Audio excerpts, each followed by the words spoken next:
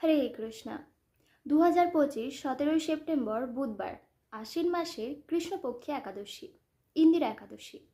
তো সবাই নিশ্চয়ই প্রত্যেকটি একাদশীর ব্রতের মতো ঠিক এই ইন্দিরা একাদশীর ব্রতও খুব সুন্দরভাবে পালন করবেন।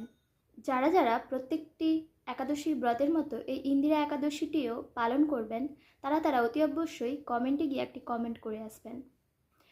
তো এই ইন্দিরা একাদশীর ব্রতের আগের দিন এবং পরের দিন অতি অবশ্যই নিরামিষ আহার গ্রহণ করবেন।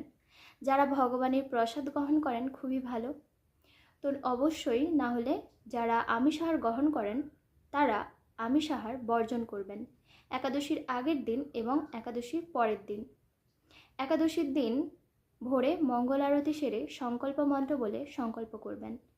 আমার একটি ভিডিওতে একাদশীর সংকল্প মন্ত্র, একাদশীর পারণ মন্ত্র দেওয়া আছে, তো চাইলে দেখে নিতে পারেন। ভোরে ওঠে মঙ্গল আরতি করে তারপর সংকল্প করবেন এবং তারপর পঞ্চশস্য বর্জন করবেন এবং ফলমূল গ্রহণ করে একাদশীর ব্রত পালন করবেন। সারাদিন অধিক হরিনাম জপ করবেন, পরনিন্দা পরচর্চা করবেন না। ভগবান সম্বন্ধে যে সমস্ত শাস্ত্রগুলি রয়েছে সেই সমস্ত শাস্ত্রগুলি অধ্যয়ন করবেন বা ভগবানের লীলাগুলি শ্রবণ করবেন। তো এইভাবে খুব সুন্দরভাবে একাদশীর ব্রত পালন করবেন এবং পরের দিন যে নির্দিষ্ট টাইম দেওয়া থাকে সেই টাইম অনুযায়ী একাদশীর ব্রতর পরের দিন একাদশী পালন করবেন। ইন্দিরা একাদশীর মাহাত্ম্য। মহারাজ যুধিষ্ঠির বললেন, হে মধুসূদন, আশ্বিন মাসের কৃষ্ণপক্ষিয়া একাদশীর কি নাম তা কৃপা করে বলুন। শ্রীকৃষ্ণ বললেন, হে রাজন, আশ্বিন মাসের একাদশী ইন্দিরা নামে পরিচিত। এই ব্রত প্রভাবে মহাপাপ বিনষ্ট হয়, এমনকি কর্মবিপাকে যারা নিম্নজনী লাভ করেছেন সেই পূর্বপুরুষদেরও উত্তম গতি লাভ হয়। এই একাদশীর মাহাত্ম্য শোনা মাত্রই সামবেদীয় যজ্ঞফল প্রাপ্ত হওয়া যায়। হে রাজন, মাহিষ্মতি নগরে ইন্দ্রসেন নামে এক প্রসিদ্ধ রাজা ছিলেন। ধর্মবিধি অনুসারে রাজ্য পালনে তিনি বিশেষ খ্যাতিসম্পন্ন ছিলেন। তার বিপুল ধনসম্পত্তি ছিল, পুত্র পৌত্রাদি সহ তিনি সুখে রাজ্য পরিচালনা করতেন। বিষ্ণুভক্তিপরায়ণ সেই রাজা নিরন্তর শ্রী গোবিন্দ নাম গানে মগ্ন থাকতেন। একদিন রাজা সুখে রাজসভায় বসে আছেন, এমন সময় দেবশ্রী নারদ স্বর্গ থেকে সেখানে এলেন। তাকে দর্শন করে রাজা হাত জোড়ো করে উঠে দাঁড়ালেন। দণ্ডবৎ প্রণাম করে মুনিকে আসন, পাদ্য, অঘ্র আদি ষোড়শোপচারে পূজা নিবেদন করলেন। তারপর বললেন, হে মুনিবর, আপনার দর্শন মাত্রই আমার যাবতীয় যজ্ঞফল লাভ হয়েছে। এখন আপনার আগমনের কারণ জানিয়ে আমাকে কৃতার্থ করুন। দেবশ্রী নারদ বললেন, হে মহারাজ, অতি বিস্ময়কর এক কথা শ্রবণ করুন। আমি এক সময় যমলোকে গিয়েছিলাম। সেখানে যমরাজের সভায় বহু পুণ্যকারী আপনার পিতাকে দেখলাম। ব্রতভঙ্গ পাপে তাকে সেখানে যেতে হয়েছে। হে রাজন, আপনার পিতা যে সংবাদ প্রেরণ করেছেন আমি এখন তা আপনাকে বলছি। তিনি বললেন, হে ঋষিবর, মাহিষ্মতির ইন্দ্রসেন রাজা আমার পুত্র। তাকে বলবেন যে আমি বহু পুণ্য অনুষ্ঠান করলেও কোনো কারণবশত জমালয়ে আসতে বাধ্য হয়েছি। আপনি কৃপা করে তাকে সর্বপাপ নাশক ইন্দিরা একাদশীর ব্রত পালন করতে বলবেন। সেই ব্রত প্রভাবে আমি নিষ্পাপ হয়ে স্বর্গলোকে যেতে সমর্থ হব। এই কথা জানাবার জন্যই আমার আগমন।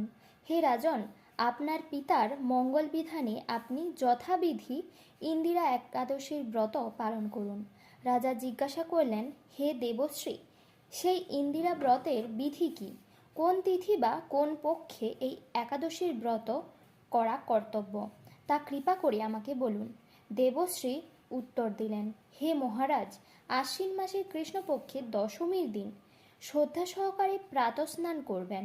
মধ্যাহ্নে ভক্তিভাবাপন্ন হয়ে পুনরায় স্নান করবেন এবং রাত্রিকালে ভূমিতে শয়ন করবেন। পরদিন একাদশীতে প্রাতকৃত্যাদি সমাপন করে নিরাহারে থাকবেন। ব্রতের নিয়মাবলী দৃঢ়ভাবে পালন করবেন। হে পুণ্ডরীকাক্ষ, হে অচ্যুত, এ শরণাগতের প্রতি কৃপা করুন। এভাবে শ্রদ্ধা সহকারে শালগ্রাম পূজা করে পিতার উদ্দেশ্যে ব্রতের ফল অর্পণ করবেন। দ্বাদশীর দিন সকালে ভক্তি ভরে শ্রী গোবিন্দের পূজা করে ব্রাহ্মণ ভোজন করিয়ে অবশেষে নিজে প্রসাদ গ্রহণ করবেন। হে রাজন, বিধি অনুসারে শ্রীহরি এবং ভক্তদের অর্চন করলে আপনার পিতৃবর্গ মুক্তিলাভ করে শীঘ্রই বৈকুণ্ঠে গমন করবেন। রাজাকে এই উপদেশ দিয়ে দেবশ্রী নারদ প্রস্থান করলেন। রাজা ইন্দ্রসেন মুনিবরের উপদেশ অনুসারে পুত্র পরিজন সহ ভক্তি সহকারে এই ইন্দিরাবতের অনুষ্ঠান করলেন। তখন দেবলোক থেকে পুষ্পবৃষ্টি হতে লাগলো এবং তার পিতাও বিষ্ণুলোকে গমন করলেন। তারপর রাজা ইন্দ্রসেন নিজ পুত্রকে রাজ্যভার অর্পণ করে নিজেও বিষ্ণুলোকে ফিরে গেলেন। এই ইন্দিরা একাদশীর মাহাত্ম্য পাঠে ও শ্রবণে মানুষ সকল পাপ মুক্ত হয়ে বিষ্ণুলোক প্রাপ্ত হয়। একাদশীর পরের দিন পারণের সময়সূচি।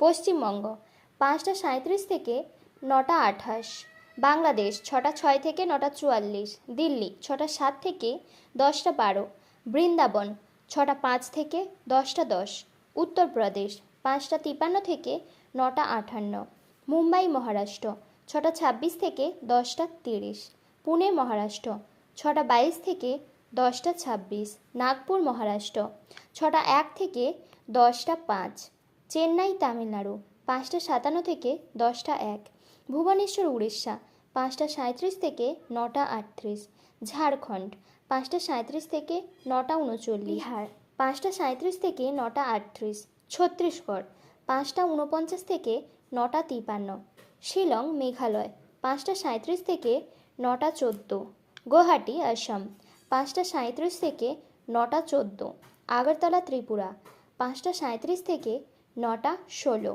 মিজোরাম 5:37 থেকে 9:09, নাগাল্যান্ড 5:37 থেকে 9:03, সিকিম 5:37 থেকে 9:27, উত্তরাখণ্ড 6টা থেকে 10:04, পাঞ্জাব 6:14 থেকে 10:19, রাজস্থান 6:21 থেকে 10:26, গুজরাট 6:30 থেকে 10:34, মধ্যপ্রদেশ 6:03 থেকে 10:07, ব্যাঙ্গালোর কর্ণাটক 6:08 থেকে 10:12, কেরালা 6:13 থেকে 10:16, জম্মু কাশ্মীর 6:16 থেকে 10:21, আন্দামান নিকোবর 5:37 থেকে 9:11, নেপাল 5:52 থেকে 9:52।